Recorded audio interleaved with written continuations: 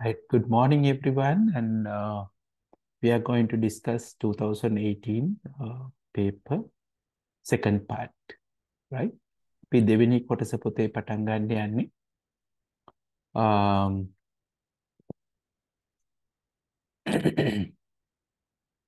Uh, so let's start. අපි දෙවෙනි කොටසේ පළවෙනි ප්‍රශ්නෙන් පටන් ගමු. If a character M is represented in the ASCII table as 109, write down the binary representation of the word no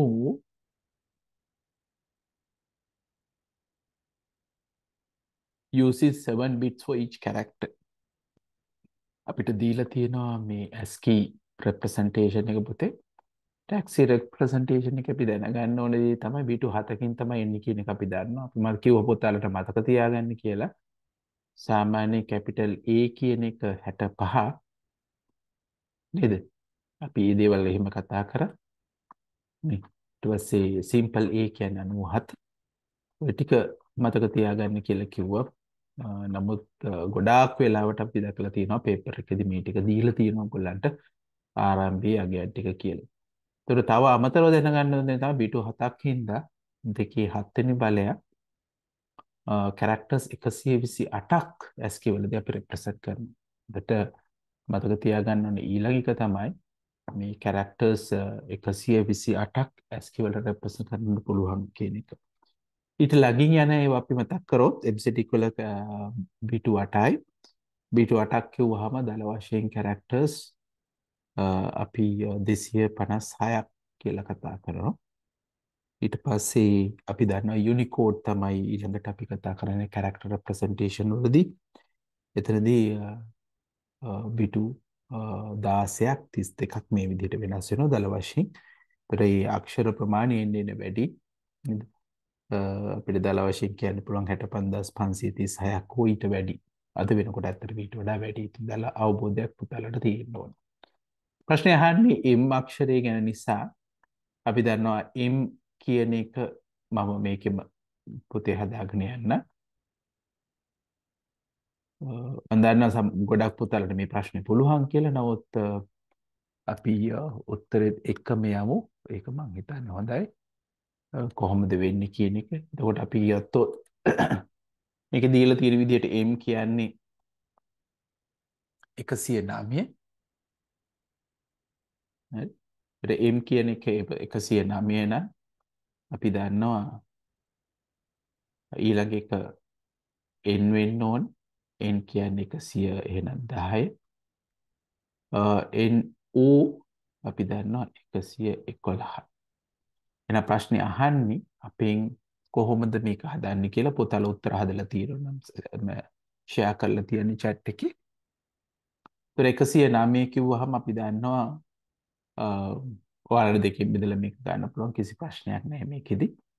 නමුත් මම කෙටි ක්‍රම කතා කරොත් පොතට මතකද මම කිව්වා අපි B2 7ක් කිව්වොත් මම මේක මෙහෙම තියෙද්දි B2 7ක් කිව්වොත් අපි දන්නවා හරි පළවෙනි B2 වෙන්නේ 2.1යි ඊට පස්සේ 2 ඊට පස්සේ 4 ඊට පස්සේ 8 ඊට පස්සේ 16 ඊට පස්සේ 32 ඊට පස්සේ 64 හරි එතකොට B2 7යි ඔය අගයන් ටික තමයි අපිට තියෙන්නේ මේ අගයන් වලින් අපි ගත්තොත් පුතාලා දන්නවා මේ අගයන් වලින් අපි ගත්තොත් ඒතර 64 32 16 18 කිව්වහම හරි අපිට පුළුවන් වෙන්න ඕනේ මේකේ අගයන් මොනවද කියලා හිතාගන්න. උකට අපි දන්නවා මේකේ 109 කියන එකට කොහොමද එන්න ඕනේ කියලා අපිට ඒකට හිතා ගන්න පුළුවන්. අපි දන්නවා ඒකට 64 ඒව එකක් අනිවාර්යෙන් එන්න ඕනේ නේද? අපි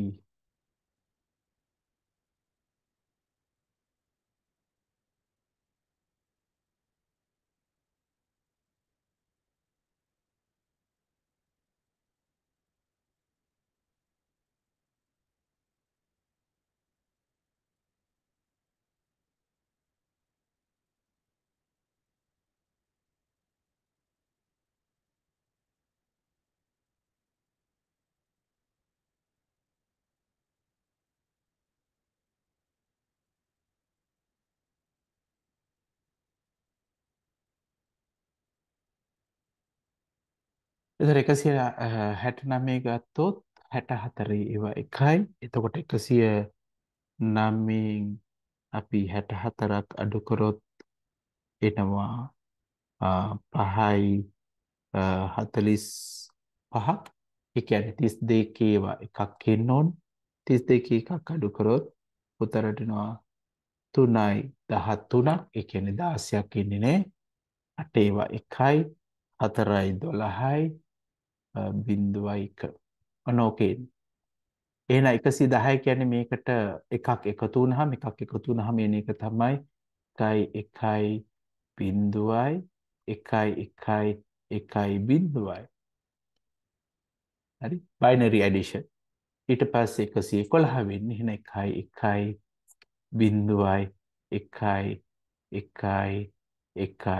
1යි. අහන්නේ no සඳහා යන බයිනරි රෙප්‍රසන්ටේෂන්. ඒ නිසා අපිට මෙතනදී පිළිතුර සටහන් කරන්න පුළුවන්. n එකේ දිනනවා අපිට 1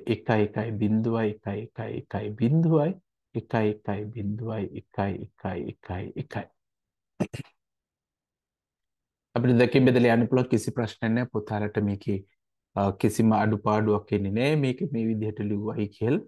එහෙනම් මේක තමයි පිටුට. So we discuss couple of things here. We have ASCII. It uses 7 bits, which means 128 characters you can represent using ASCII. The second one is EBCDIC, uses 8 bits. You can represent 256 characters. And Unicode, of course, it has several representations. Minimum of 16 bits could be used. That means 56,600.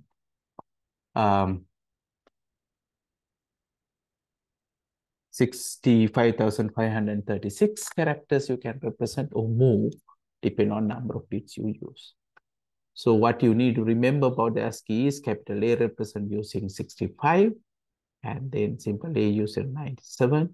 And in this particular case, it has given M as 109, so N 110, O is 111. So you represent in binary, so that the method I have used is the quickest way that you can actually put it in this form.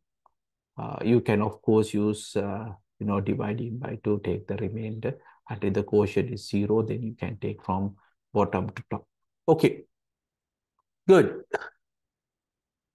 Let's move to the next one. I got answers from Malidu. Right. Let's move to the question number 2.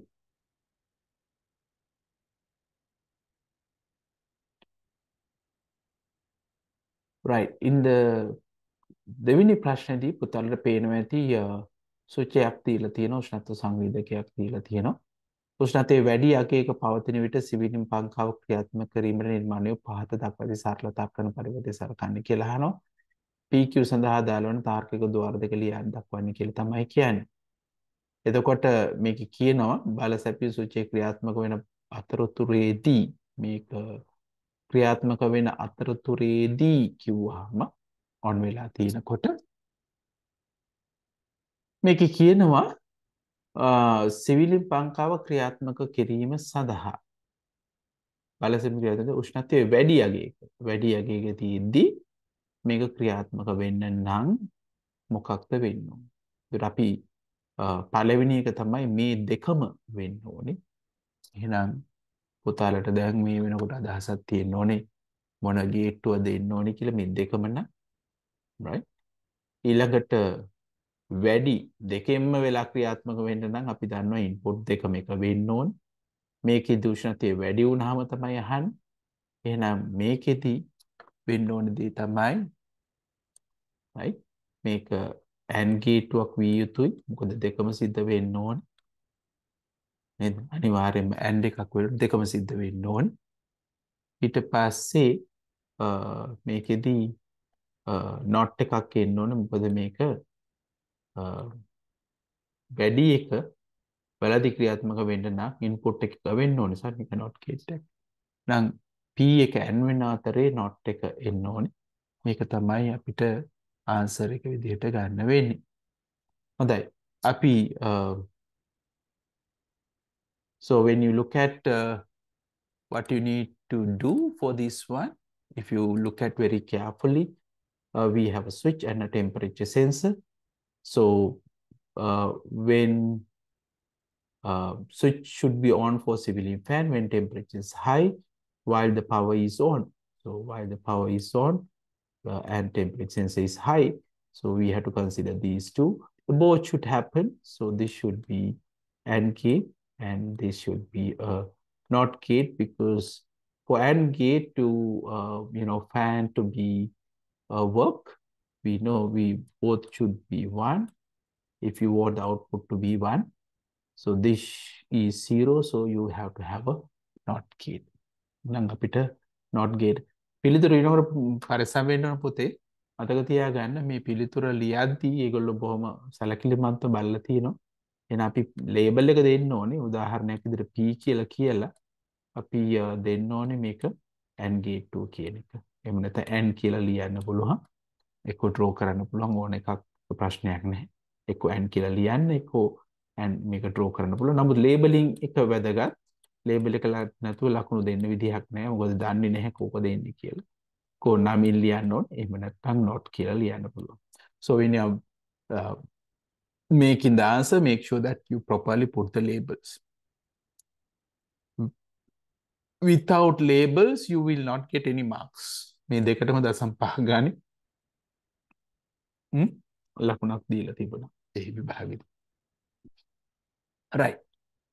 We'll move to the next one then. අපි ඊළඟ ප්‍රශ්නට යමු. ඒකෙම දෙක කොටසක් අපිට දීලා තියෙනවා. අපි දෙක කොටසට ගියොත් පුතාලගේ මට උත්තර දීලා තියෙන අය බැලුවොත් ඔව් මාලිදු උත්තරේ වල තියෙනවා. හොඳයි පුතේ. right. දෙවෙනි කොටසට අපි ගියොත් දෙවෙනි කොටසේදී අහනවා ඔව් මේක පරිපත්‍ය දීලා තියෙනවා. මේ සැරේ දීලා තියෙනවා සුචයක් තියෙනවා. දොර සංවේදකයක් තියෙනවා. ජල මට්ටම් සංවේදකයක් දීලා තියෙනවා. මේකට අදාළව සත්‍යතාවගුව දීලා තියෙනවා. මොකද මේ වෙන්නේ ඕනේ කියන එක තමයි අපිට කරන්න තියෙන්නේ. ඒතර බල සැපයීම අනිවාර්යයෙන්ම එක විය යුතුමයි ක්‍රියාත්මක වෙන්න. එමනම් බල සැපයීම එක වුණොත් විතරමයි එක වෙන්නේ. ඒ නිසා මේ හතර ගැන විතරයි අපිට හිතන්න වෙන්නේ. නේද? අනිවාර්යයෙන්ම තියෙන්න ඕන.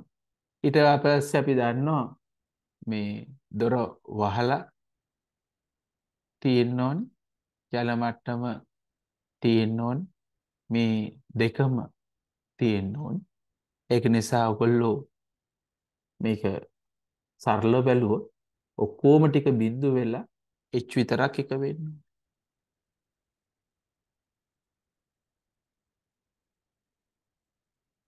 හරි. ඒ නිසා මේකේ පිළිතුර වෙන්න ඕනේ. හරි. ඔක්කොම බිඳු වෙලා ඊටු ටික එක. So in this one we have given washing machine. When the washing machine works, we know power should be on and the door should be closed and water level should be 1, because we should have like both 1 and 1 here to be 1, and then this should be 1 and 1 to be 1. So only possibility is 1 1 1. So this should be 0, right? And all the others should be 1, right? We have to have 1 here, right? So when you're answering, make sure that you put the label. You can say, okay, A to G should be 1 and H should be 0, right? මේ ඔක්කොම හරි නම් තමයි විභාගයේදී ලකුණු දීලා තිබුණේ. එකක් හරි වැරදි තිබුණා නම් partial marks දීලා තිබුණේ නැහැ. මතක තියාගන්න. එකක් වැරදුනොත් ඔක්කොම ටික වැරදි. ඉතින් පරිස්සම් වෙන්න ඕනේ. When you answer it, you have to be very careful, right? Writing the answer. If you make any single mistakes, there's no partial marks given for this, right? Okay, so any questions?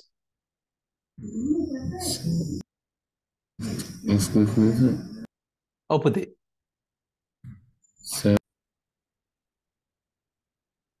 Sorry පුතේ මම උත්තරේ කීවේ අනිත් පැත්ත ලියලා තියෙන්නේ. මේකේ එන්න ඕන උත්තර ටික අනිත් පැත්ත. සෝරි. උත්තර ටික එන්න ඕන පුතේ මේක 0. සෝරි. ඔක්කොම එක වුණොත් විතරයි මේ අවුට්පුට් එක වෙන්න ඕනේ. ඒක නිසා මතක තියාගන්න කොම බින්දු අන්තිම එක විතරයි එක වෙන්නේ.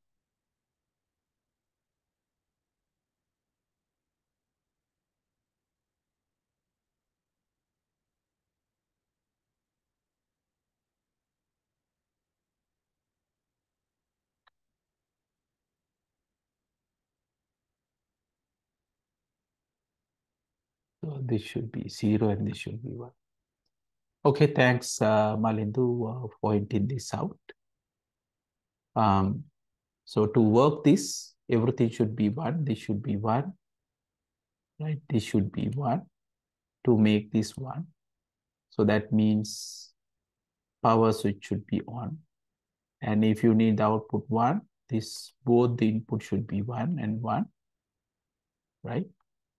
So this should be the final answer. Again, no partial marks if you make any single mistakes. Right, let's move to question number 3. තුන්වෙනි ප්‍රශ්නට යමු පුතේ අපි. දියලි ආකෘතියේ ජීවන චක්‍රාර්ථය පුනර්කృత ජීවන චක්‍රාර්ථද ප්‍රධාන වෙනස්කම කුමක්ද කියලා අහලා තියෙනවා. right? පුතාලට මතක් කරොත් අපි පද්ධති සංවර්ධනය ඒ කියන්නේ තොරතුරු පද්ධති සංවර්ධනය කියන මාතෘකාව යටතේ තමයි මේ තොරතුරු ගැන අපි කතා කරේ. මේ පද්ධති සංවර්ධන ජීවන චක්‍රය කියන එක එක් ක්‍රමයක්. අපි ගත්තොත් පද්ධති නිර්මාණයේදී. ඒතර පද්ධතියක් නිර්මාණය කරනවා කියන්න ක්‍රම දෙකක් ප්‍රධාන වශයෙන් කතා. අතරම ක්‍රම ගොඩක් තියෙනවා පුතේ. නමුත් පුතාලගේ මට්ටමේදී අපි ප්‍රධාන ක්‍රම දෙකක් කතා කරා. ඒක එක ක්‍රමයක් තමයි මේ දියලි ආකෘතිය කියලා කිව්වේ. එතකොට දියලි ආකෘතියදී අපි කතා කරා පුතේ අවස්ථා කීපයක් තියෙනවා. අපි අවස්ථා 6ක් ගැන කතා කරා. මේ අවස්ථා 6 මුලින්ම ඒ අවශ්‍ය requirements අපිට අවශ්‍යතා හඳුනා ගැනීම කියලා කිව්වා. මේ අවශ්‍යතා හඳුනා ගැනීම කියන එකේදී අපි විවිධ කාර්යයන් කරා තොරතුරු පද්ධතිය නිර්මාණය කරද්දී එන අවශ්‍යතා හඳුනා ගන්න. උදාහරණයක් විදිහට අපි කතා කරා ඒ තොරතුරු අවශ්‍ය දේවල් එකතු කර ගන්න උවමනා වුණාම එදා අපිට ප්‍රශ්නාවලිය දෙන්න පුළුවන්, සාකච්ඡා තියන්න පුළුවන්, නිරීක්ෂණය කරන්න පුළුවන් නේද? prototypes ඒ කියන්නේ working models අපිට හදන්න පුළුවන්. මෙන්න මේ වගේ විවිධ ක්‍රම පාවිච්චි කරා පුතේ අපි මුලින්ම පද්ධති සංවර්ධනය ඒ මුල කොටසේදී ඒ කටයුතු මේ හඳුනා ගන්න. දෙවෙනි එක උනේ විසඳුම් සැලසුම් කිරීම. එහෙම නැත්නම් අපි ඩිසයින් කියලා කිව්වා. එතකොට තුන්වෙනි එක විසඳුම ක්‍රියාත්මක කිරීම කියලා කිව්වා. ඒ කියන්නේ අපි මුලින් සැලසුම් කරපු ආකාරයට කිසියම් පරිගණක භාෂාවක් තෝරාගෙන අවශ්‍ය පරිදි නිර්මාණය කරා. ඊට පස්සේ ඒකේ අඩුපාඩු පරීක්ෂා කරා. අපි කිව්වා විසඳුම් පරීක්ෂා කිරීම සහ නිවැරදි කිරීම කියලා. ඊට පස්සේ පද්ධතිය පිහිටුවීම, පද්ධතිය නඩත්තු කිරීම කියන එක කතා කරා. මේකෙදී අපි කතා කරපු දේ තමයි දියලි ආකෘතියේ අවශ්‍යතා හඳුනා ගැනීමෙන් තමයි ආරම්භ වෙන්නේ. ඒතර ඊළඟ පියවරට යන්න කලින් පෙර කලාපේ සම්පූර්ණයෙන්ම අවසන් කරන්න ඕනේ කියන එක අපි මෙතනදී කතා කරා. ඉතින් ඒක තමයි ප්‍රධාන වශයෙන් අපි දියලි ආකෘතිය කතා කරේ. පුනර්කරණ වෘද්ධි ආකෘතිය කතා කරාම පුතේ පුනර්කරණය කියන එකේදී කරන්නේ කුඩා කොටස ගානේ. එහෙම නැත්නම් පද්ධතියේ කොටස් පැකින් තමයි අපි නිර්මාණය කරගෙන ගියේ. එතකොට මේකේ තිබ්බ එක වාසියක් තමයි පියවරෙන් පියවර මේක සිද්ධ වෙන නිසා මොනවා හරි අඩුපාඩුවක් අපි සිද්ධ වුණා නම් පෙර පියවරවලදී අපිට ඒ දැනුම පාවිච්චි කරන්න පුළුවන් ඊළඟ පියවරදී. එතකොට ක්‍රමක්‍රමයෙන් මේක නෙවෙයි නිසා අපිට ඇත්තටම මේ පද්ධතිය සම්පූර්ණයෙන් අවසන් වෙනකන් ඉන්න අවශ්‍ය නැහැ මේක ගැන දැනගන්න. right? So when it comes to waterfall life cycle model, we discuss both the waterfall life cycle model and iterative incremental life cycle model. So in waterfall model, we know that there are like 6 steps starting from identification of requirements, planning a solution or designing the solution, implementation, coding the solution, testing and debugging, and development of the system and maintenance of the system. And this starts with the requirement identification and goes to the next stage. Remember, always fully completing the previous stage. That is what you need to remember, right? And the complete system will be available only at the end of the cycle. But when you take the iterative incremental model, it works in iterative fashion. And each stage you do a small part of it. And the advantage that you can get is the knowledge that you gain from previous steps can be used in future steps, right? So the system is developed stage at a time, right? So this is what you need to talk about, right? So the answer for this one is, so we can say that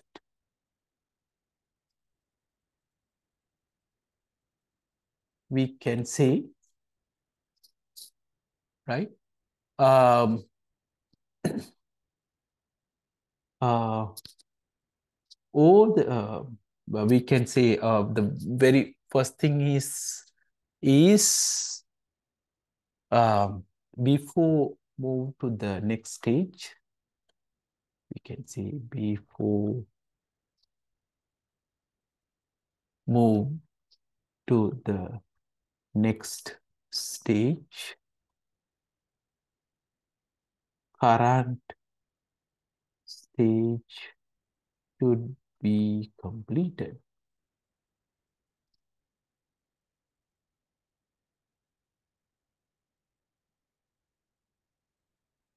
The system will be available only at the last stage,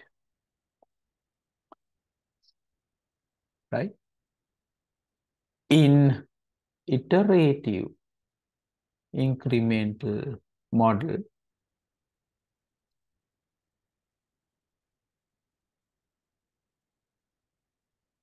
the each step implement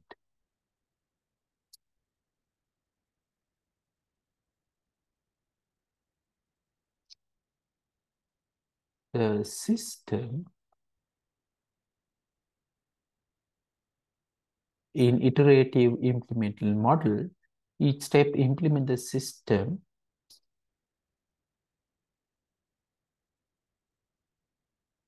in iterative fashion.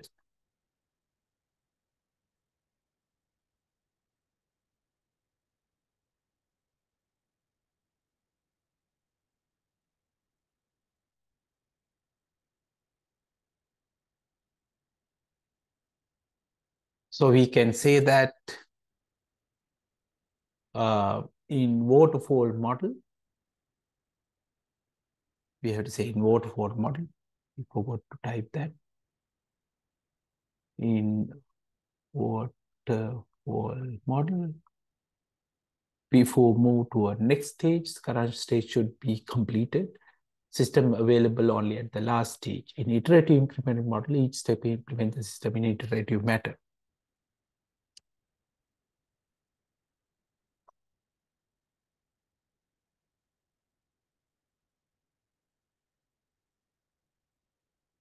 Right.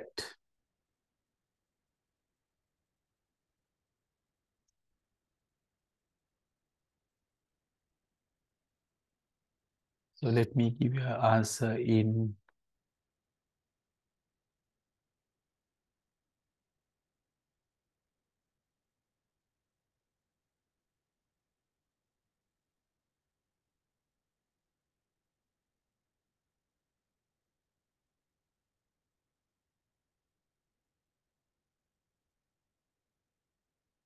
right.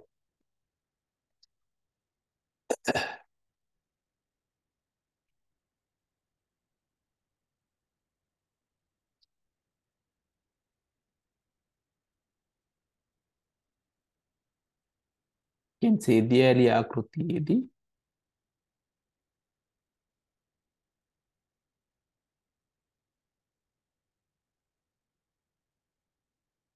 ඊළඟ පියවරට යෑමට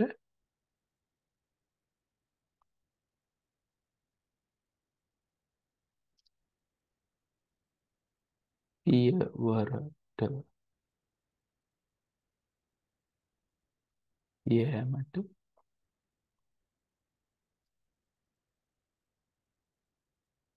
පෙර පියවර සම්පූර්ණයෙන්ම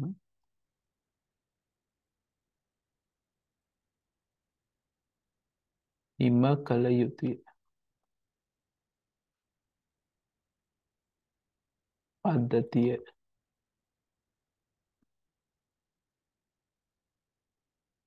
සම්පූර්ණ වන්නේ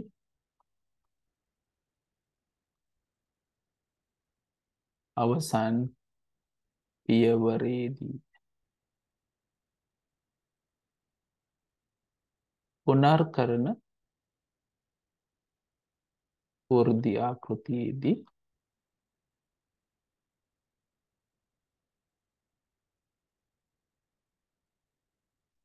එය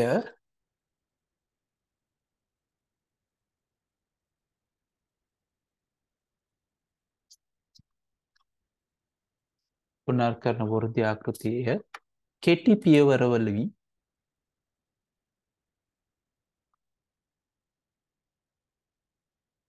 කුඩා කොටස් බැගින් නිර්මාණය කර.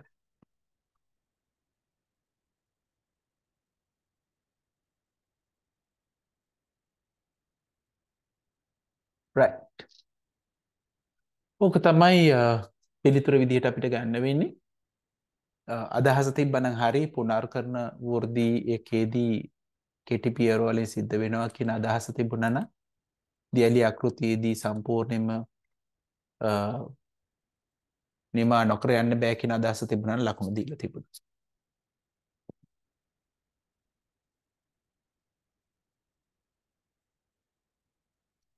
හොඳයි. එහෙනම්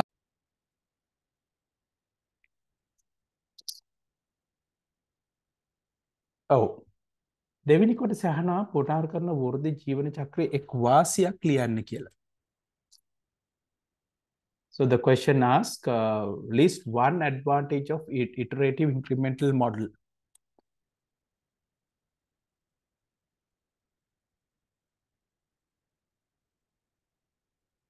Right.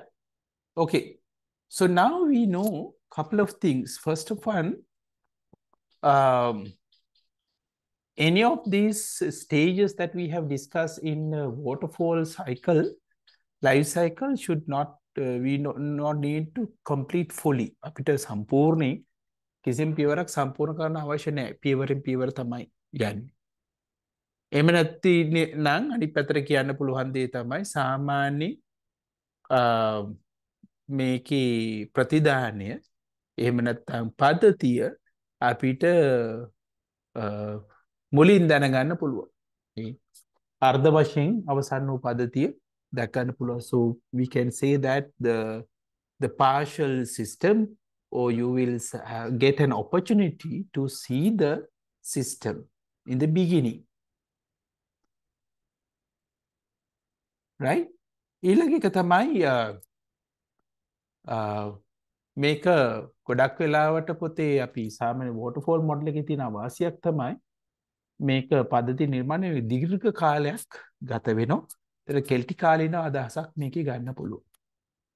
So you can write down for example for this, let's take down if you want the answer for one advantage.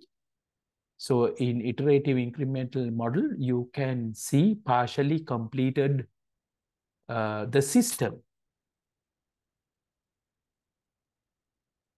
In iterative increment model, you can see partially complete the system. අපිට මේකේ එකක් විතරක් ලියා ගන්න පුළුවන්. අර්ධ වශයෙන් අවසන් වූ පද්ධතිය දැකගත හැකිය. මුල් අවස්ථාවේදීම දැක හැදේ හැකියි. ඒකේ වාසි ගොඩක් තියෙනවා. ඒකේ අඩුපාඩුවක් තිබුණොත් ඉක්මනින් අපිට ඒක වෙනස් කිරීමේ හැකියාව තියෙනවා. එහෙනම් අපි කියන්නේ අර්ධ වශයෙන් නිර්මාණය වූ පද්ධතිය දැකගත හැකිය කියන එක එක් වාසියක් විදිහට ලියන්න පුළුවන්. මේකට ලකුණු එකක් දීලා තිබුණා. right. හතරවෙනි කොටසට යමු. මිලදීගත් මේස පරිගණක විවිධ පර්යන්ත උපාංග peripheral devices සම්බන්ධ කිරීම සඳහා ඔබ වෙත පැවරී ඇත. පහත දක්වා ඇති කාර්ය තීර්පයේ කාර්ය ලයිස්තුගත කර ඇති කෙවෙනි ලේසි ප්‍රශ්නයක් තමයි තියෙන්නේ. LED පද්ධතිය කියන සම්බන්ධ කිරීම, යතුරු පූර්ව මූසික සහ ජාල රැහැන් සම්බන්ධ කිරීම, බල සැපීම් රැහැන් සම්බන්ධ කිරීම කියන එක තමයි තියෙන්නේ. So we have to match the port with the tasks. But remember, when you write down මේකේ කියලා තියෙනවා ගලප අංක ඉදිරියෙන් කැපෙන ලියා දක්වන ඕගොල්ලෝ ලියන එක හරි වැදගත් මේකෙදි. එක්ක අපිට task 1 task 2 task 3 task 4 කියලා ලියන්න පුළුවන්. එහෙම නැත්නම් 1 2 3 4 ඒ කැමති ක්‍රමයකට. But remember, you have to use, right? You have to write it in a systematical way, right? උදාහරණයක් විදිහට මම ගත්තොත් අපිට කියන්න පුළුවන් එහෙනම් right, the first one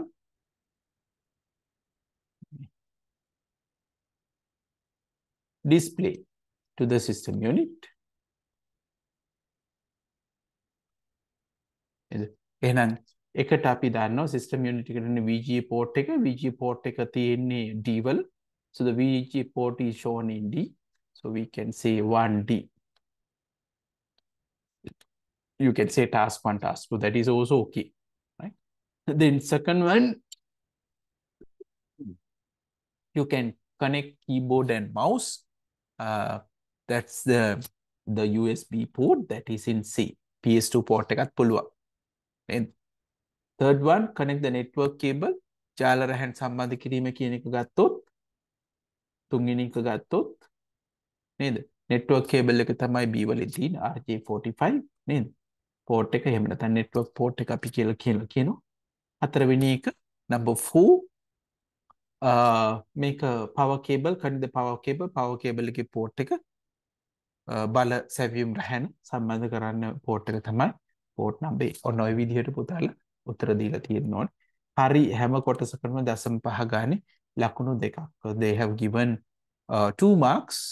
For each part you will get 0.5. Okay, that was a very simple question, right? So let's move to the next one. Question number 5.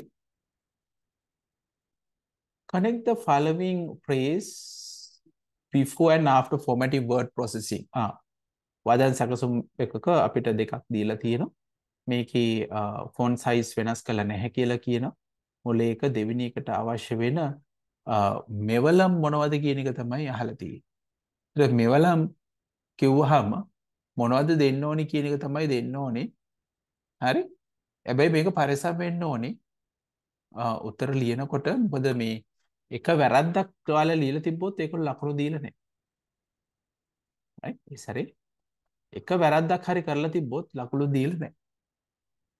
එහෙනම් මොනවද එන්නේ? ඔයගලන්ට chat එකේ type කරන්න පුළුවන්. මොනවද එන්නේ? අනිවාර්යෙන් බැලුවොත් මේකේ before formatting එක normal font එක තියෙන්නේ bold වෙලා තියෙන. අපිට යන්න පුළුවන් bold. එහෙම නැත්නම් B bold වෙලා තියෙන. තව ඇලාකුරු italics තියෙනවා. නේ. ඊට පස්සේ අපි කිව්වා මේ first 21st කිව්වා ST උඩින් තියෙන. අපි එකට කියන superscript කියලා. අපි යටි ලියන superscript. මේ තුනම තියෙන්න ඕන හරියට. හරි? ඒකට තපුතාලට නම ලියන්න මතක නැත්නම් එක සිම්බල් එක ලියුවත් ප්‍රශ්නයක් නෑ. අපි මතක තියාගන්න මේකේ වැරදි එකක් හරි තිබ්බනම් ඒක වැරදි. දැන් ෂුවර් නැත්නම් bold italics තිබ්බනම් හොඳයි ආ. superscript මතක නැත්නම් නොලිය හිටියන හොඳයි. මේකේ ලකුණු දීලා තියෙනවා එකක් හරි නම් 1යි දෙකක් හරි නම් 1.5යි ඔක්කොම හරි නම් තමයි ලකුණු දෙක තියලා තියෙන්නේ. So remember that if you don't know the exact answer, you don't write it. If you write any other tool, then you will lose all the marks. Remember, that's how they mark the answers. හරි. Right. So let's move to the next one day. Question number 6 හයවෙනි ප්‍රශ්නේ තියෙන්නේ දෙපැත්ත දීලා තියෙනවා. වලාකුළු පරිගණක සේවා අපි දන්නවා අද වෙනකොට අපේ තාක්ෂණයේ පැත්ත ගොඩක් වෙලාට වලාකුළු පරිගණනයේ පැත්තට ගිහිල්ලා තියෙනවා. පුතරට කම්පියුටරයට කිසිම software එකක් install කරන්න අවශ්‍යතාවයක් නැති වෙන තරමට දැන් ගිහිල්ලා තියෙනවා. අපිට උදාහරණයක් විදිහට පරිගණකයක් සහ අන්තර්ජාල සම්බන්ධතාවයක් ඇති කියන තැන අපි කතා කරමු. ඒතර මේක යටතේ සේවාවන් අපි තුනක් කතා කරා. යටිතල පහසුකම් සහ platform වේදිකාවක් සහ මෘදුකාංග. මෙන්න මේවා තමයි අපි ප්‍රධාන වශයෙන් එතකොට කතා කරේ මැච් කරන්න තමයි තියෙන්නේ මොනවද මේ දීලා තියෙන්නේ කියලා. Right? So we have cloud computing which is one of the leading technologies we use nowadays. Now we used to say having a browser and a computer is enough for you to do anything, isn't it? So there are three services that we have discussed: infrastructure as a services, platform as a service, and software as a service. We have to match each of these. අපිට match කරන්න තමයි මේකෙදි දීලා තියෙන්නේ. Right. So let's start. So when you want to match it, so we have infrastructure. Infrastructure means the hardware component. අපි යටිතල පහසුකම් කියලා කියන්නේ පුතේ ගොඩක් වෙලාවට ඒවට අවශ්‍ය වෙන අපි කියනවා පරිගණක ආචයනය ස්ටෝරේජ් නෙට්වර්ක් මේවා ටික තමයි එන්නේ. එතකොට මේකට හොඳම ආන්සර් එක තමයි මේක. එහෙනම් ඒක තමයි පළවෙනි පිළිතුර කියලා ගන්න වෙන්නේ. ඊට පස්සේ දෙවෙනි එක අපි ගත්තා platform as a service. ඒතර software develop කිරීම සඳහා අවශ්‍ය වෙන ඒවා software development ඒක මේකේ ඉන්න ඕනේ. අපි සාමාන්‍ය දිනදා පාවිච්චි කරන ඒවා තමයි software as a service කියලා කියන්නේ software as a service. So which we will have this. So when you're writing answers, remember the format I told you. We have to say, okay, for A, it should be C, right? And for B, it should be X. And for C, it should be Y. So if you get correct only one, you will get 1 marks, 2, you will get 1.2, and everything is correct, you will get 2 marks. So that's how they have given marks for this question. අපි මේකට ලකුණු දීලා තියෙන්නේ 1කට 1යි 2කට 1.5යි 3කට ලකුණු 2ක් මෙන්න මේ විදිහට. Right, good. Let's move to the next one.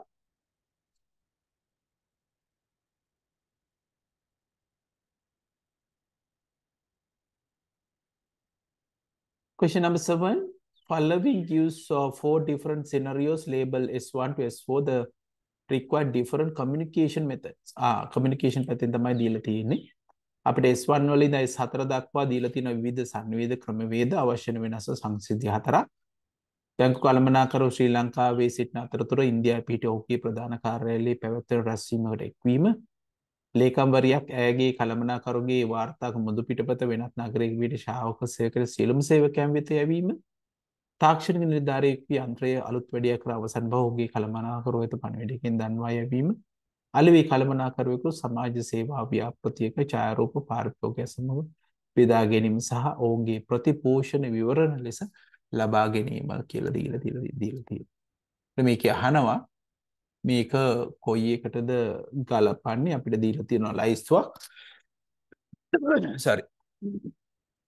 Yeah, blog, email, instant messaging, ක්ෂණික පණිවිඩ යැවීම, social network සහ video conferencing කියන එක තමයි කතා කරලා තියෙන්නේ.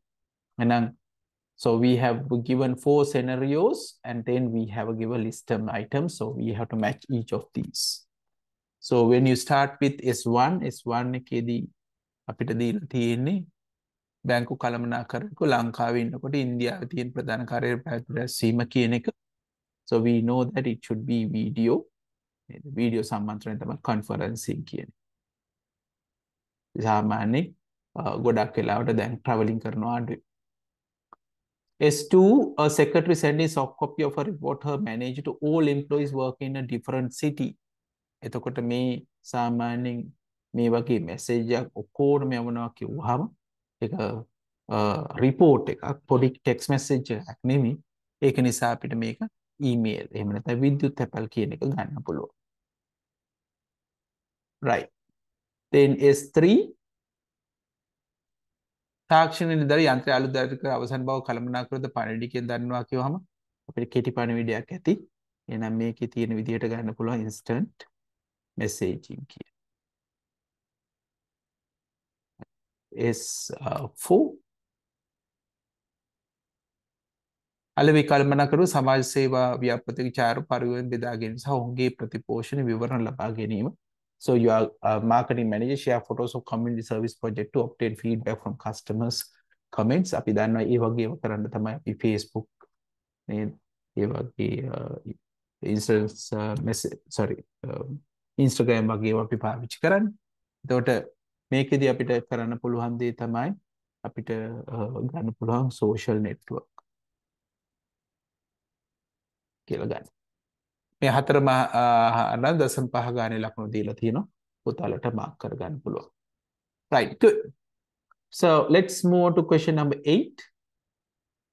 How many different colors can we represent if 10 bits per pixel is used to color depth in an image? අපිට අහනවා ප්‍රශ්නයක් වර්ණ ගැඹුර කියන එකක්. පික්සල් එක පිට 10ක් තියෙනවා නම් images වර්ණ කීපයක් එන්න පුළුවන්ද කියන එක. මේක අපි images වලදී කතා කරා. පුතාලට මතක නම් එක bit එකකින් අපිට දක්වන්න පුළුවන් වර්ණ දෙකක්, 2 colors. හරි. එහෙනම් bit දෙකක් නම් අපි කියන colors 4යි, 4 colors.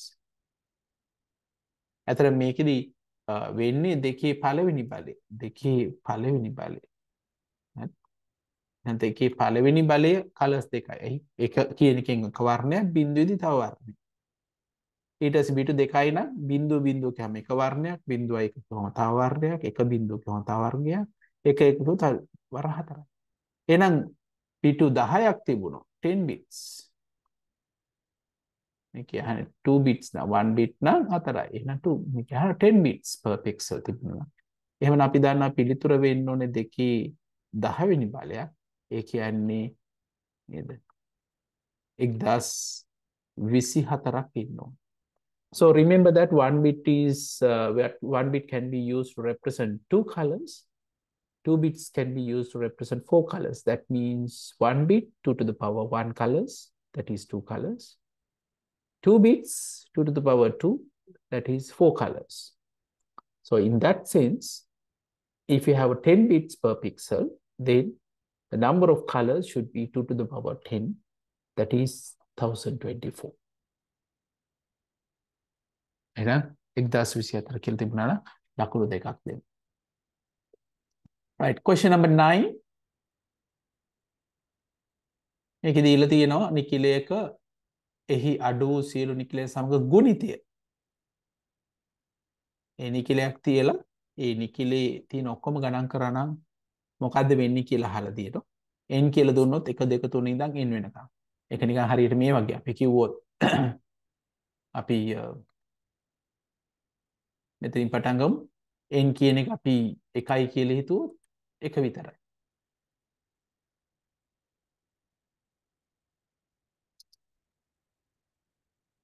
n කියන එක 1යි නම් අපිට එන්න ඕනේ 1 විතරයි. n කියන එක 2යි නම් නේද? 1 වැඩි කිරීම 2 එහෙමයි කියන්නේ. n කියන එක 3යි නම් 1 වැඩි කිරීම 2 වැඩි කිරීම 3. ඕක තමයි තියෙන්නේ. So if n is 1, it's 1. If n is 2, that is 1 into 2. If it is n is 3, then 1 into 2 into 3. That is what we want to do. Right? So question asks, how do you do that? අපිට L සහ M වල මොකක්ද වෙන්න ඕනේ? P ට Q ට මොනවද වෙන්න ඕනේ කියලා යහන්නේ. හරි? එහෙනම් ඉතින් බලන්න. අපි දන්නවා මේ වගේ ප්‍රශ්නකදී අපිට counter variable එකක් ඕනේ. We need some counter variable. ඒ කියන්නේ මේ loop එක කී සැරයක් ක්‍රියාත්මක වෙනවද කියන එක වෙන්න ඕනේ. එහෙනම් මේක එක වේරියබල් එක p වෙන්න පුළුවන් q වෙන්න පුළුවන් එකක් කවුන්ට් වේරියබල් එකක්. එහෙනම් අපි බලා ගන්න මොකද්ද කවුන්ට් වේරියබල් එක කියලා. දැන්ටම ඔයාලට පේනවා ඩිස්ප්ලේ කරන්නේ p. ඒ කියන්නේ කවුන්ට් වේරියබල් එක q වෙන්න ඕනේ. එහෙනම් කවුන්ට් වේරියබල් එක q නම් q should be q plus 1 isn't it? මේක අවබෝධයෙන්ම දැනගන්න ඕනේ. එකයි නම් හරි. එක දීලා තියෙන n වලට වඩා වැඩි නම් නේ ඒකට එකක් එකතු කරන්න.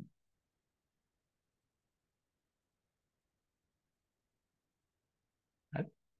අපි දැනටම දන්නවා n කියන එක එකයි කියලා හිතන්න. n කියන එක එකයි නම් pq එකයි q එකයි q කියන්නේ එක n කියන්නේ එක එකට වඩා විශාලද නැහැ. ඩිස්ප්ලේ වෙනවා p ඒ කියන්නේ එකමයි. කිසි වෙනසක් නැහැ. අපේ පළවෙනි එක හරියි. දෙවෙනි එක වුණොත් බලන්න මොකද වෙන්නේ? n කියන එක දෙක වෙනවා. එතකොට එක පටන් ගත්තොත් එක දෙකට වඩා විශාලද නැහැ කිව්ව ගමන් මොකද වෙන්න ඕන? එහෙනම් ඒ අදාළ සංඛ්‍යාව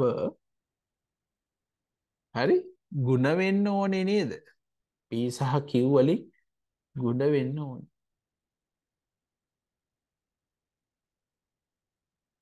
එක එකට විශාලද නැහැ. ඒක ಗುಣ වෙනවා. එකක් එකතු වෙනවා දෙකයි දෙක විශාලද? ඔව් අනිවාර්ය.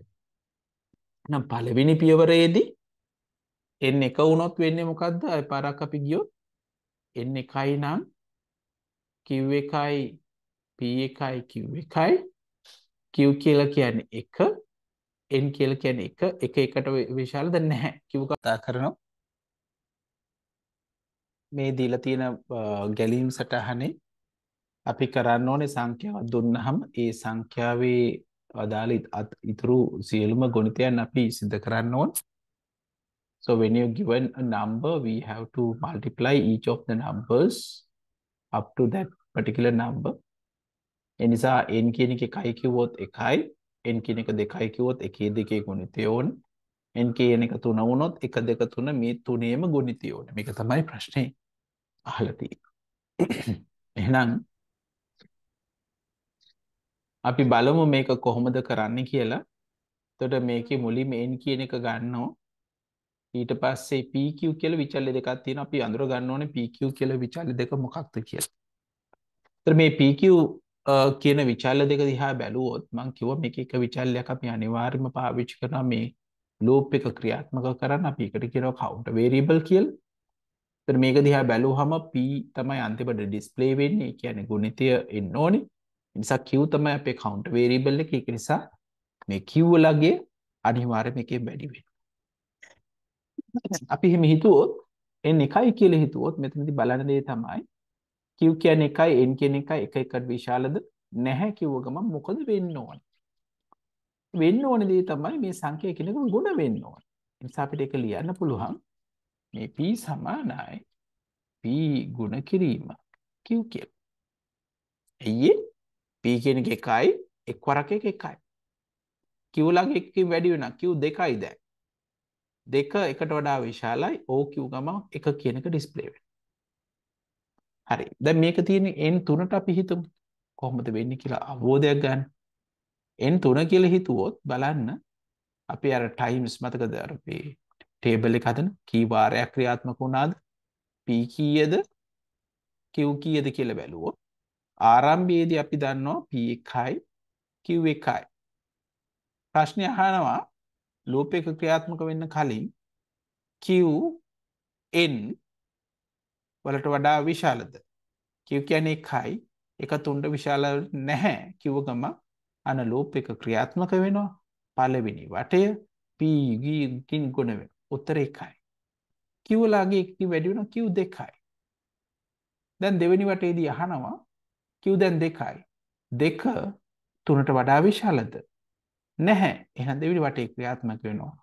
ඔන්න pq ගුණ වෙනවා p එකයි q දෙකයි. එහෙනම් උත්තරේ දෙකයි. එක්වරක් දෙක දෙකයි. q ලාගේ එකකින් වැඩි වෙනවා 3යි. අහන දැන් q 3යි. 3 3ට වඩා විශාලද? නැහැ. තුන්වෙනි වටයත් ක්‍රියාත්මක වෙනවා. තුන්වෙනි වටේදී p වෙන්නේ 2යි 3යි ගුණ වුණාම 6ක් කියලා එනවා. Q එකක් එකතු වුණාම 4ක් එනවා. දැන් අහනවා 4 3ට වඩා විශාලද? ඔව්. කිව්ව ගමන් මෙයා ඩිස්ප්ලේ P කිව්වම 6 උත්තර දෙනවා. එහෙනම් පුතාලට පේනවා ඇති. මේකෙදි උත්තරේ වෙන්න ඕනේ P සමානයි P Q. එමනම් P ගුණ කිරීම Q. හරි. එහෙම නැත්නම් M Q + 1. එහෙනම් පිළිතුර ලියද්දි පුතාලා ලියන්න ඕනේ L කියන එක එන්න ඕනේ P = P කියන එක ඕනේ P * Q. M කියන එක Q + 1. right. හොඳ ප්‍රශ්නයක්.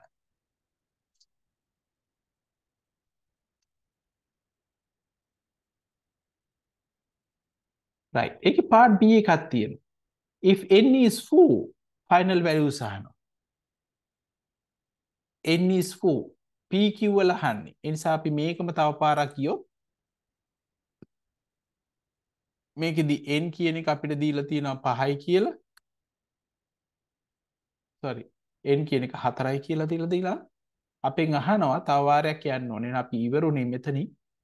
අපි 4 දී බැලුවෝ ඊළඟ වටේට යම් ඊළඟ වටේ දැන් ඉතුරුලා තියෙන PQ 4යි n 4යි 4 4ට විශාලද නැහැ 4 වටේ ක්‍රියාත්මක වෙනවා 6 වරක් 4 24යි Q වලට එකක් තුනම 5යි 5 4ට වඩා විශාලද ඔව් ඉවර වෙනවා එහෙනම් ඉවර වෙද්දි P කීයද Q කීයද කියලා එහෙනම් ඉවර වෙද්දි P වලගේ වෙනවා හරි 24ක් Q වලගේ වෙනවා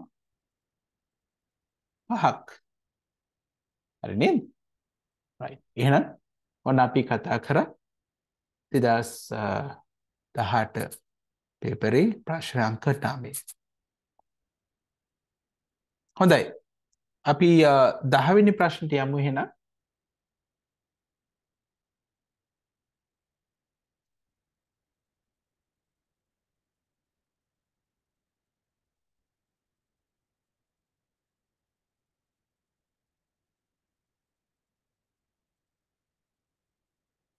right 10 වෙනි ප්‍රශ්නේ අපිට දීලා තියෙනවා. sorry. we'll go to question number 10. table කීපයක් පුතාලට දීලා තියෙනවා. right Colombo 3 සේවක වගුව සහ කාර්යක වගුව අහන්න කියලා කියනවා. Colombo 3 ප්‍රදේශයේ ඇති IT නම් වූ නව කාර්යශාක එකතු කළ යුතු ඇතැයි උපකල්පනය කරන්න.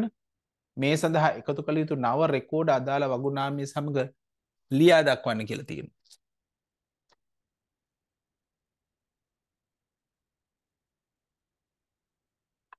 හරි එතකොට කලාම්බු 3 ප්‍රදේශයේ ඇති IT නම් නව කාර්යශාක.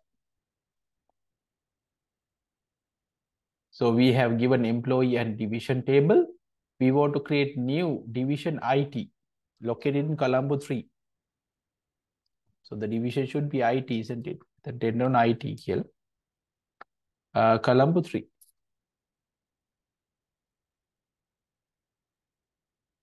Colombo 3. ඔහොම එන්න ඕන. එහෙනම් මේක ඇහුවොත් කොහොමද එන්න ඕනේ කියලා අපි පිළිතුර සටහන් කරලා පුතේ වගුවේ නම දෙන්න ඕන. උදාහරණයකට අපිට කියන්න පුළුවන් division table එක ඒකට එන්න ඕන records ටික අපි ලිව්වොත් ඒක පුතාලට කොටු විදිහට ලියන්නත් පුළුවන් කිසි වරදක් නැහැ. IT නේද? division number එක අපි 4 කියලා දැම්මොත් Colombo 3 කියලා එන්න ඕන. ඔය විදිහට division table IT 4යි Colombo 3. වගුවට ලකුණු 5ක් දීලා 0.5ක් දීලා තියෙනවා. රෙකෝඩ් එකට ලකුණු 0.5ක් දීලා තියෙනවා. right part B කොටසට යමු. සමාන් ජෝන් යන දෙදෙනා ස්ටෝර්ස් කාර්යයේ නියුතු වේ. පසල් කාර්යයේ නිරතව සිටින ෆයිනෑන්ස් අංශයේ. රාජ් මෑතකදී IT අංශයට එක්ව ඇත. මේ තොරතුරු සේවක වගුව තුළ පෙන්වීමට PQ ලේබල වලට නිවැරදි PC ටෙස්ට් දක්වා නිවැරදි අගයන් දෙන්න කියලා කියනවා. එහෙනම් අපි අගයන් ටික දෙන්නයි තියෙන්නේ. right so we have given the table employees are given and their departments are given, we have to match those. Saman and John works at stores. Stores can deka Saman. Then on deka John. Then on deka. Right. Raj recently joined in IT division. Raj recently joined in IT division. Okay, na api dunne ne. Right. Then Raj recently IT division. Sorry. Fasal works finance division. Fasal works finance. Finance. That is one. Ne?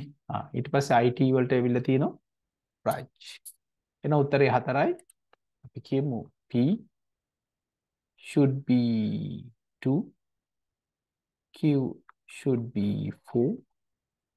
R should be 2. S should be 1. දෙක 4 දෙක 1. Right? Labels අනිවාර්යයි. මතක තියාගන්න. You have to have the labels. And then if you have 1 or 2 answers, you will get 0.5. If you have 3 or 4, then you will get 1 mark for this. හරි. එහෙනම් අපි පළවෙනි ප්‍රශ්නේ ඉවර කරා පුතේ. සම්පූර්ණේ අපි ටිකක් හිමින් තමයි කතා කරේ. හැබැයි මම හිතනවා මේ අපි කතා කරන අදහස් පුතාලට වැදගත් වෙයි කියලා. අපි යමු question number 2 වලට දෙවෙනි එකට යමු. පුතාල දෙවෙනි ප්‍රශ්න බැලුවොත් මේක දීලා තියෙන අපේ අන්තිම පාඩමේ අපිට තියෙනවා පාඩමක් නේද? අපි සමාජයේ ගැන සමාජයේ සහ තොරතුරු සංවිධාන ICT and the society කියනවා. ඒකෙන් තමයි අහන්නේ. ඒකේ තියෙනවා දීර්ඝ කාලයක් පරිගණක වැඩ කරන අය හා බැඳුණු සෞඛ්‍ය ගැටලු සම්බන්ධයෙන් පැමිණිලි කරයි. මේ සම්බන්ධයෙන් සෞඛ්‍ය ගැටලු අපිට දීලා තියෙන A to C දක්වා ඒ විය හැකි හේතු දීලා තියෙනවා. යෝග්‍ය විසඳුම් දීලා තියෙනවා. අපි මේ ටික මැච් කරන්නයි ඕන. Right? So in this, there are 3 tables. You know, when you're using computers for a longer period of time, there are some health issues and there are possible reasons and then possible solutions. Api මෙන්න මේ ටික match කරන්න තමයි ඕන. Right? අපි පළවෙනි එකෙන් පටන් ගමු. We'll start with the first one. Carpal tunnel syndrome.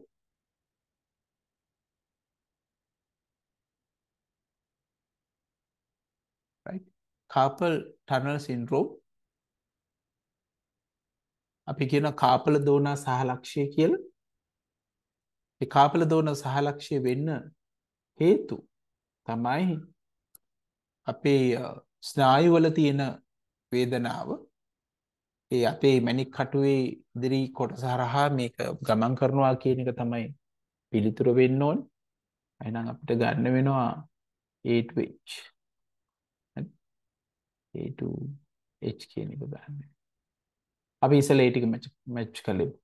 computer vision syndrome ඒක අපි දන්නවා මේ කම්පියුටර් එක දිහා ගොඩක් වෙලා බලන් හිටියම looking at computer screen for long time. right? ඒක දෙවෙනි එක. musculoskeletal disorder, poor posture. ඔව් මෙන්න මේ විදිහට මැච් වෙනවා. හරි. ඒ තුන මැච් කරලා ඉවරයි. the possible solutions. එතකොට ස්නායු වල වේදනා සහගත කිව්වහම ඔයගලට විවිධ කටයුතු කියන්න ඇස් හා සම්බන්ධ ඒවා නෑ. ඒ නිසා පළවෙනි එකේ නෑ. Q වෙන්න පුළුවන්.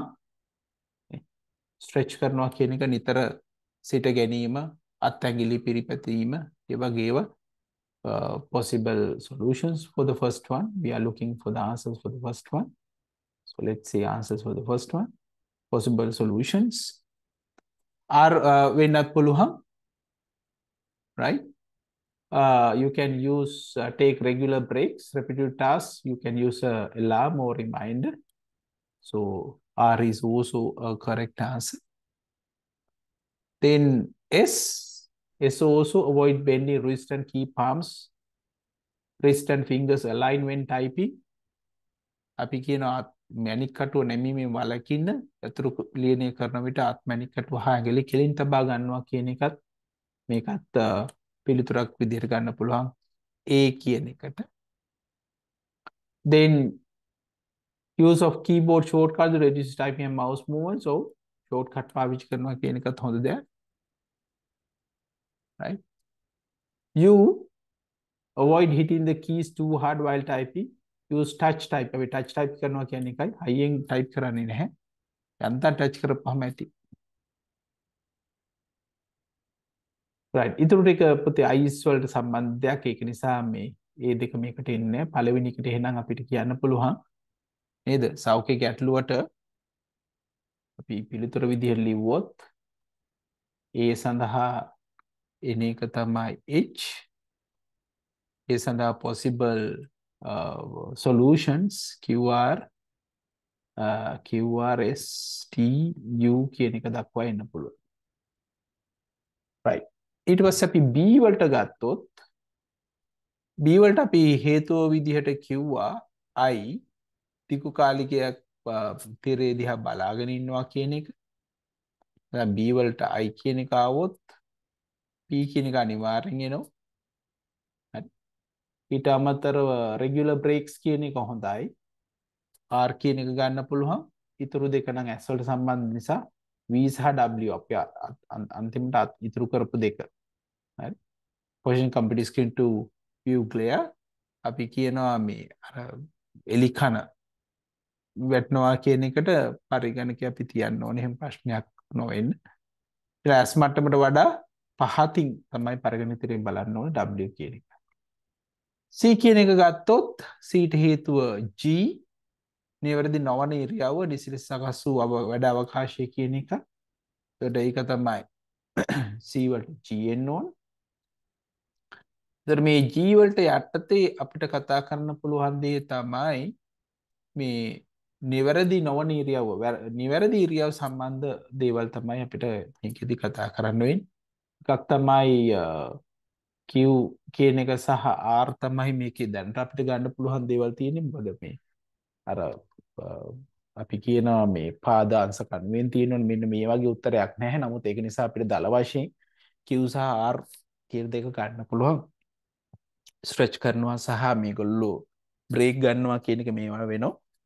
ඒතර අනිත් එකක්වත් මේකට පිළිතුර විදියට අපිට සලකන්න බැරි වෙනවා. Right. හොඳයි. එහෙනම් question number 2 වල part 1 අපි යමු part 2 වලට. අපි දෙකේ දෙක කොටසට යමු. මේකේ දීලා තියෙනවා පුතේ ලයිස්ට්වත් දීලා තියෙනවා. පිළිගත් ආයතනින් ඒවා නැද්දේ පුද්ගලයාට විදුලිය ලැබීම සහ එමගේ පුද්ගලයාගේ මාර්ගද පහවම බදල් ණය පතාංකයේ පරිශීලනාමේ මුරපැදේවන පළතුරු තොරතුරු ඉල්ලා සිටීම. වෙනත් කෙනෙකුගේ නිර්මාණයක් තමන්ගේ එකක් ලෙස පළ කිරීම. B C යම් අයෙකු විසින් පරිගණක ජාල අනවශ්‍ය ඇතුළු වී නම් ලිපිනේ වැනි පාරිභෝගික තොරතුරු ලබා ගැනීම. D පුද්ගලයෙකු බලපත් සහිත මුදුකාංග අනවසරව පිටපත් මුල් Mudali 5% මුදලකට විකිණීම. Ethical issues that we are going to look at it. A person receiving an email that appears to have come from a well-known organization asking for personal information such as credit card number, username, and the password. The practice of taking someone else's work and publishing term off as one own. A person having unauthorized access to a computer network and accessing personal information such as names and addresses of customers. D. A person selling unauthorized copies of licensed software at 5% of the original price. Part A වලට අපි ගත්තොත් උත්තර ටික අපිට දීලා තියෙනවා. සාධාරණ භාවිතය fair use, වංචාව 4G, හැක් කිරීම hacking, තතු බෑම phishing, ලිඛිත දැසරකම පැරගිසම්, චෞරතාව piracy සහ ආයාචිත තැපෑල spam කියලා. එහෙනම් මේ උතරේ මුලින් ගත්තොත් ඒ වලට කෙනෙක්ව රවටලා අපි යම් තොරතුරක් ගන්නවා නම් අපි phishing එහෙම නැත්නම් තතු බෑම කියලා කියනවා. Right? So the A should be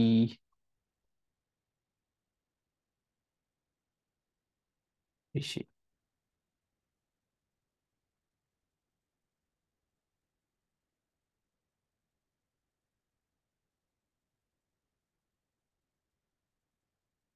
Phishing කියලා කියනවා. B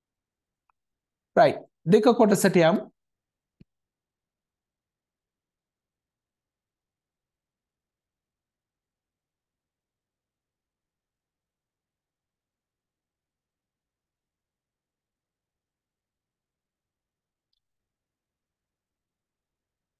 use the following list of terms in answering questions A B below list of terms දීලා තියෙනවා DNS server, domain name, FTP, IP address, mail server, path to resource, protocol, resource, SMTP, spam mail, streaming server, top level domain, uniform resource locator, web server, world wide web. අඳුර ගන්නයි ඕනේ මේ දීලා තියෙන label වලින් මොනවද එන්න ඕනේ කියලා. අපි P වලින් පටන් ගත්තොත් P කියලා කියන්නේ HTTP අපි මේක දන්නවා පොතේ නියමාවලිය වෙන්න ඕනේ. එහෙම නැත්නම් ප්‍රොටෝකෝල් කියන එක. P කියන්නේ ප්‍රොටෝකෝල් එහෙම නැත්නම් නියමාවලිය වෙන්නේ. නම් P අපි දන්නවා ප්‍රොටෝකෝල් එහෙම නැත්නම් නියමාවලිය වෙන්න ඕනේ. hypertext transfer protocol එතකොට මේ අපි කියන නියමාවලිය කියලා කියන්නේ පරිගණක අතර තොරතුරු සම්බන්ධ කරන නීති සමූහයක්. ඒ පරිගණක දෙකක් අතර වෙබ් පිටුවක් යන්න HTTP කියන ප්‍රොටෝකෝල් එක අපි පාවිච්චි කරනවා. Q කියන එක අපි දන්නවා World Wide Web විශ්ව විසරී වියමන World Wide Web.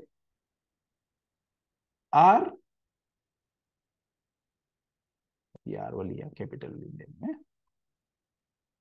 මේක කැපිටල් Q කරා. Capital P.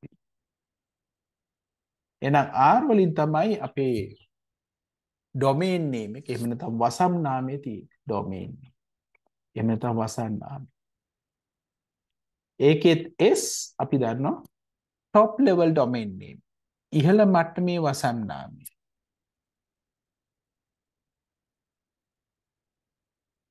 හරි. ඊළඟට T අපේ path එක ඔයාලට ඕන කියන්න පුළුවන් path to resource.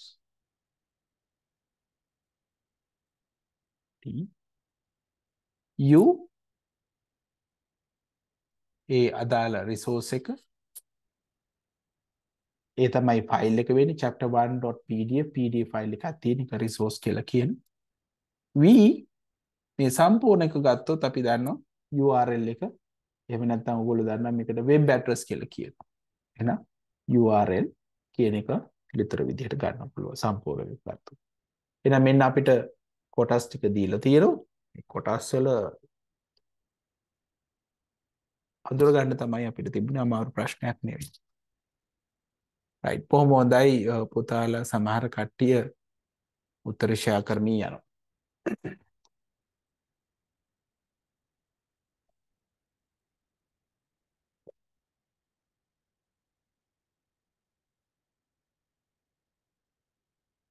part B වලට යමු.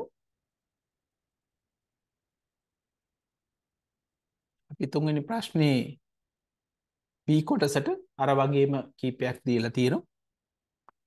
ඒකේ A වල තියෙනවා HTTP භාවිතා කොට සේවා client වෙද වෙබ් පිටු ලබා දෙන්නේ.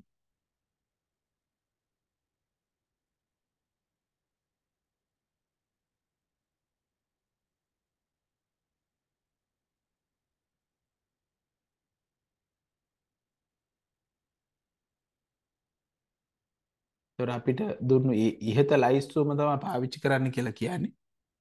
මේක පාවිච්චි කරලා ලියන්න කියලා තියෙනවා HTTP භාවිතා කොට ඔව් මොකද්ද දෙන්නේ කියලා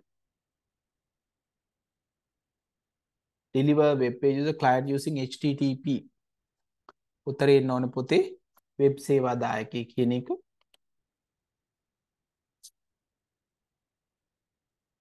server කියන එක helps uniquely identify computer on the internet අන්තර්ජාලයේ පරිගණක අනන්‍යව හඳුනා ගන්න අපි දන්නවා IP address එක IP ලිපිනය පාවිච්චි කරන්න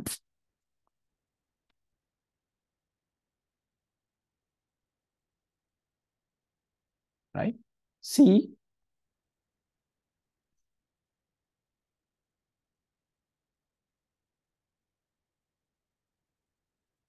every mail that send passes the series of this type of service along its way to intended recipient. විද්‍යුත් තැපෑල කොහොමද යන්නේ කියලා තමයි මේකේ පුතේ අහන්නේ. ඒතර C වලදී එන්න ඕනේ මේල් සර්වර්ස් හරහා. එහෙම නැත්නම් තැපල් සේවා දායක පරිගණක හරහා තමයි මේක වෙන්නේ. එහෙනම් මේල් සර්වර් කියන එක තමයි උත්තරේ එන්න ඕනේ. හරි. අනවශ්‍ය විද්‍යුත් තැපැල් පණිවිඩ වලට අපි කියන ස්පෑම් මේල්ස්. එහෙම නැත්නම් ආයාචිත තැපෑල කියලා තමයි කියන්නේ. ස්පෑම් මේල්ස්. ආයාචිත තැපෑල කියන එක දෙන්නේ. හොඳයි පුතේ එහෙනම් මම අදට මෙතනින් නතර කරනවා. අපි ප්‍රශ්න 3ක් අපි ඩිස්කස් කරා. තව ප්‍රශ්න 4ක් තියෙනවා අපිට ඩිස්කස් කරන්න. මමත් අමතර වෙලාවක් ගන්නවා මේ කාලේ. අරගෙන ඒ කොටස් ටික ඉවර කරලා දෙන්න.